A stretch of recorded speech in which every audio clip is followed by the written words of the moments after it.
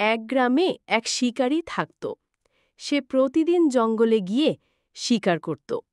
বনের বাঘ, হরিণ, পাখি শিকারীকে দেখলেই ভয়ে পালিয়ে যেত। একদিন সব পশুপাখি মিলে হাতি ও সিংহের কাছে গিয়ে তারা বলল, আমাদের শিকারীর হাত থেকে বাঁচাও, না হলে শিকারী আমাদেরকে মেরে ফেলবে। পরের দিন শিকারী আবার শিকার করতে এলো। তখন সিংহ গর্জন করতে লাগল। হাতি দৌড়ে এসে শব্দ করতে লাগল। শিকারী ভয়ে দৌড়ে পালিয়ে গেল। সব পশুপাখি খুব খুশি হল। তারা হাতি ও সিংহকে ধন্যবাদ দিল। শিক্ষা: মিলেমিশে একসাথে থাকলে বিপদ থেকে রক্ষা পাওয়া যায়।